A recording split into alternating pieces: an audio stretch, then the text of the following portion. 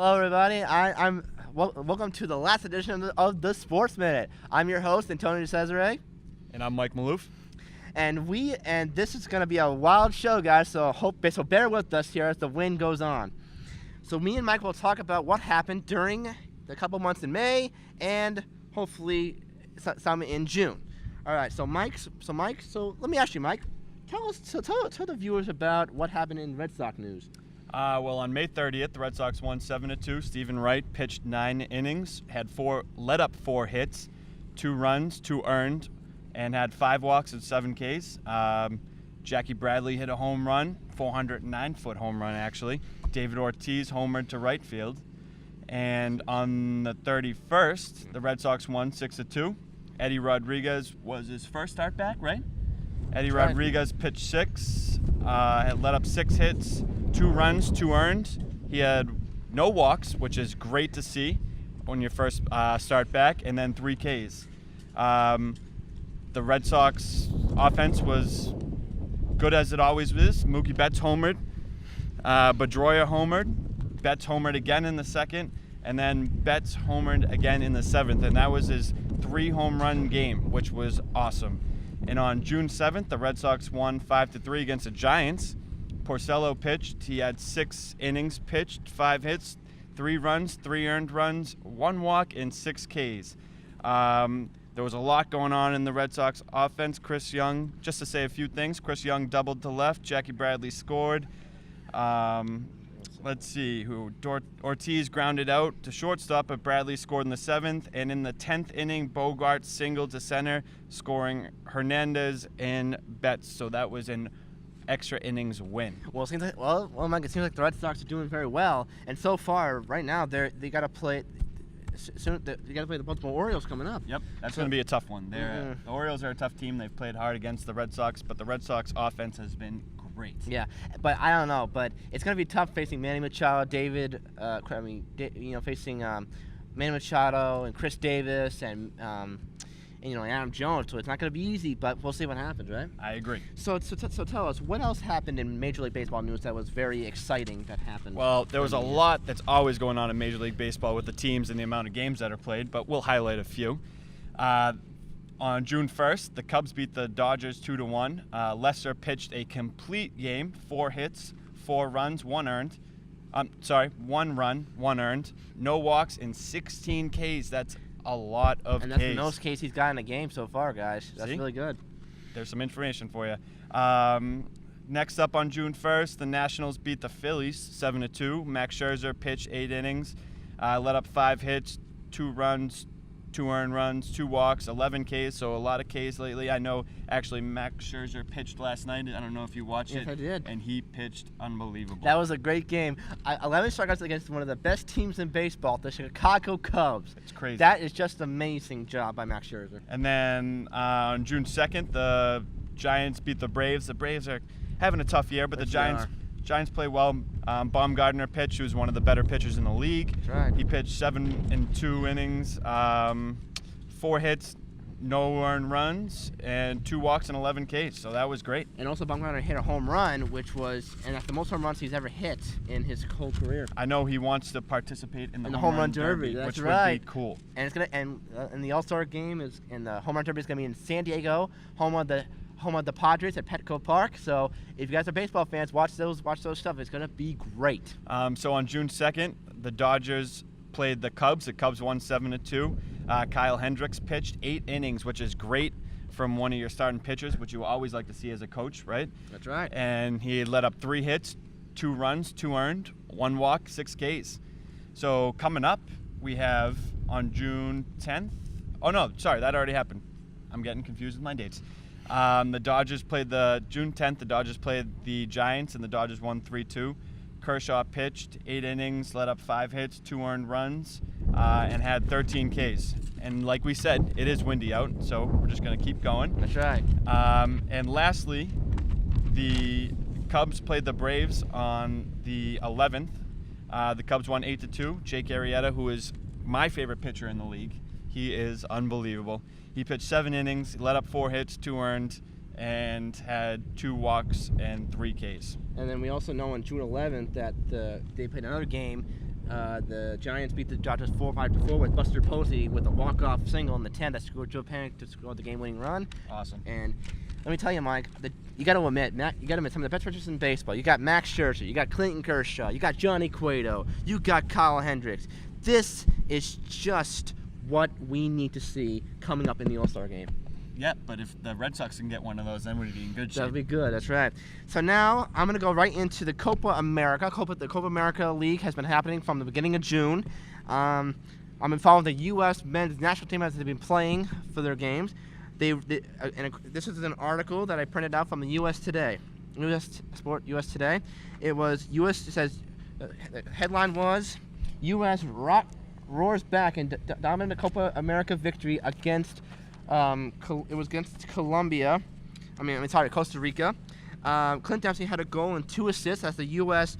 rebounded from its opening loss, and they win the score with a score of 4-0. Mike. That's awesome. And with the goal by Clint Dempsey, he now ties Landon Donovan for the most goals by U.S. men's player in history. I was gonna say he has to be one of the most well-known U.S. soccer players, and I know that they've struggled in some games lately, and people are. They don't know how they feel about Jurgen Klinsmann, the coach. Right. But they have been playing well lately, and that's what we like to see going into the Olympics. That's right. And the Olympics in Brazil, I forgot to mention, some athletes have declined not going to the Olympics. Guys like Steph Curry, Russell Westbrook. Just found out that even Pau Gasol doesn't want to go to the Olympics because of there's going to be a disease in Brazil that's really scaring all the athletes right now. It's too bad to see that some of the best basketball players in the world aren't going to be able to play in the Olympics, but you know what? It's still going to be good basketball. Well, I think so, and I think both the U.S. men's and women's basketball teams are going to do very well, and also the women's soccer team is going to try to rebound and try to win gold again after beating Canada. Canada in the semifinals and then beating Japan for the gold medal game. That's right. All right, now I'm going to switch right to the Stanley Cup final. This was a tough series. Me and Mike didn't even predict what was going to happen. Nope. But this was just an amazing series, Mike. This came down to the wire, Game 6. Yep. But we're going to start from way beginning. This was just an up and down David Goliath battle, folks. Absolutely. All right, Mike. So Mike's gonna help me with this one. Okay. Go ahead. All right. So in Game 1 on May 30th, which was on Memorial Day, Penguins beat the Sharks to score of 3-2. It was a great game. So Mike's gonna read out the goals for the Sharks while I read the goals for the Penguins. All right. So in the first period, the goals were scored by Brennan Rust, his 6th of the season, the young kid.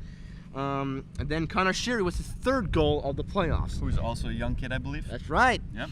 All right, and in the second period, the Sharks have scored 2 goals, which Mike will now say to you. 2 goals by the Sharks in the second period were Thomas Hertl. He is assisted by Jonas Donskoi, and Brett Burns. Which was a power play goal, by the way. Second goal to tie up the game in the second period was scored by Patrick Marleau, and it was assisted by Brett Burns and Logan Couture. And we all know Patrick Marleau, 18 years in the league, Mike. We know all with the Sharks. That him and Joe Thornton, all with the Sharks for their whole life. We don't know what's going to happen, but in the end, you never know. That's right. All right. So then in the third, Nick Bonino. Thank you. Yep. Then in the third, Nick Bonino with his 4th goal, which was the game-winning goal as the Penguins won the game, the score of 3-2. And I'm going to switch over to Game 2 of the series. Yep. So they took a 1-0 series lead after the first game. That's right. So in Game 2, the goal was Penguins 2, the Sharks 1. This was June 2nd at Casella Energy Center, home of the Penguins. And there was no scoring in the first, so nothing. So in the second period, the Penguins goal scored by the young veteran Phil Kessel with his 10th goal of the playoff. And we all know Phil Kessel, one of the best wingers in all the National Hockey League, just sniped it right past Martin Jones. And that's what he's known for. He can shoot the puck from anywhere, and a lot of the time that puck goes in. That's right. And then in the third, the Sharks went on the board. What was the goal scored, Mike? Justin Braun scored, and he was assisted by Logan Couture and Joel Ward. Logan Couture is one of the best players on the Sharks, I would say. I would agree with that, yes. But I also think Patrick Marleau and Joe Thornton have some competition, and also Joe Podolsky. And then in the third, we have Connor Sheary scores in overtime. Connor Sheary scores his 4th of the playoffs, which was the game-winning goal.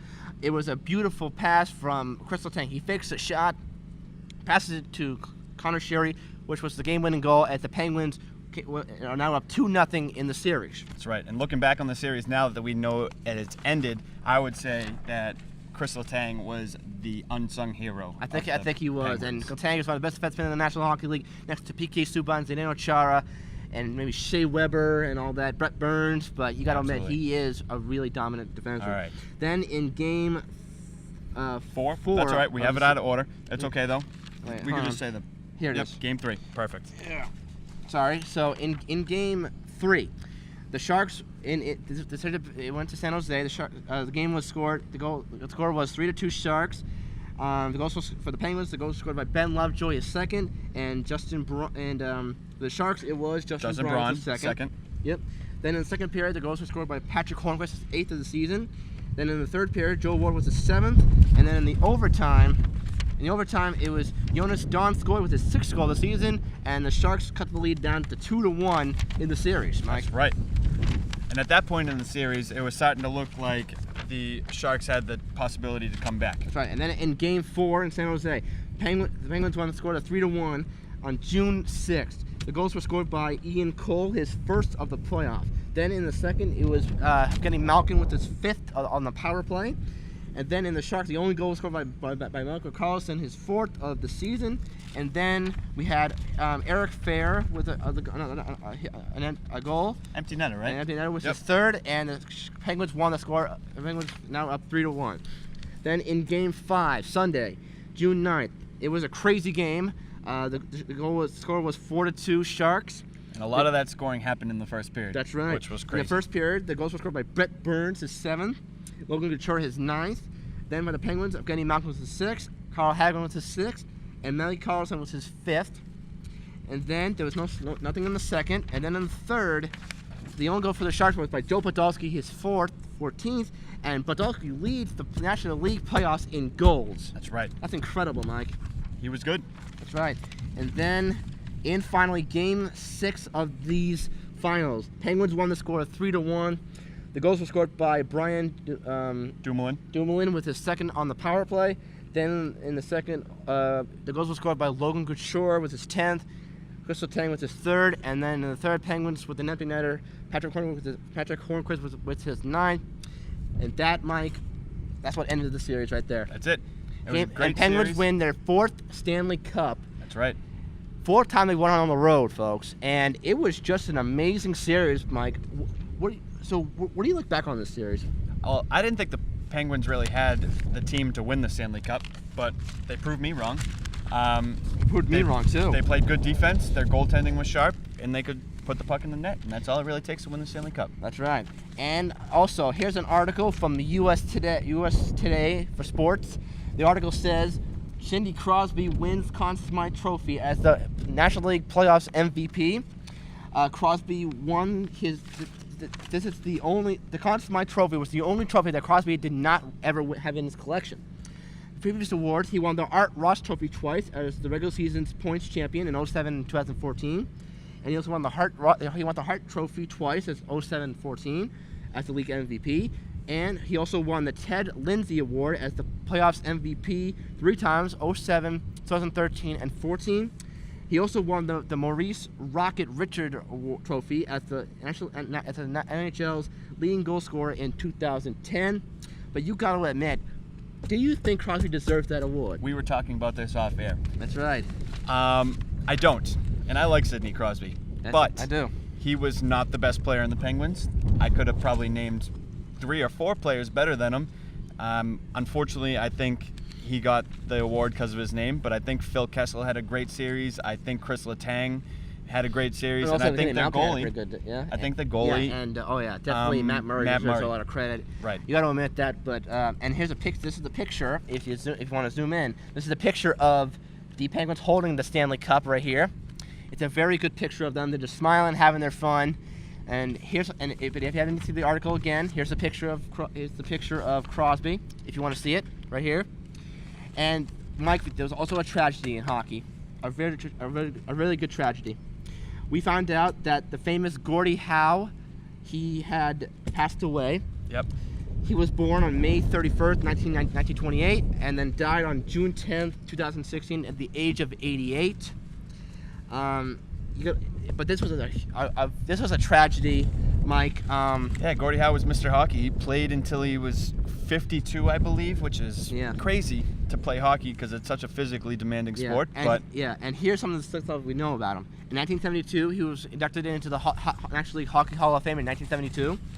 And then some of the teams he played for the USHL, he played for the Omaha Knights.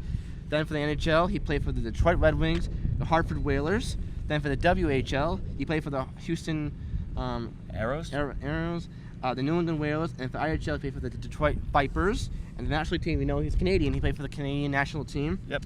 And some of these awards that he won the Art Ross Trophy about 6 times, goal scoring leader about 5 times.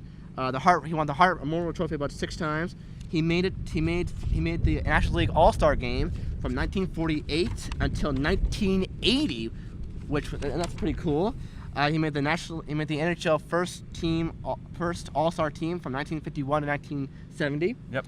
Then he made the NHL second All-Star team from 1949 to 1967, and then he was a 4-time Stanley Cup winner from 1950 to 1955. Crazy. But you got to admit, Mike, this is a tragedy. But we want to take a moment of silence to think about Gordie Howe and his career. Thank you for your prayers. Well, guys, that is all I have for this last time I'll do the Sports Minute until September. I want to thank my co-host Mike Maloof for coming. Mike, thank you so much for coming, and you were just fantastic. Thank you for having me on. I had a blast. Yeah, I want to thank the crew at MPA for letting us come here today. I want to thank my teacher Rob Ledoux. Rob, you rock. I love you. Mr. Honor, thank you so much for all you do. Same for my Xfinity. I want to thank all my students here they're fantastic. And guys, have a nice summer. See you guys in September. Bye-bye. You rock, man. You rock.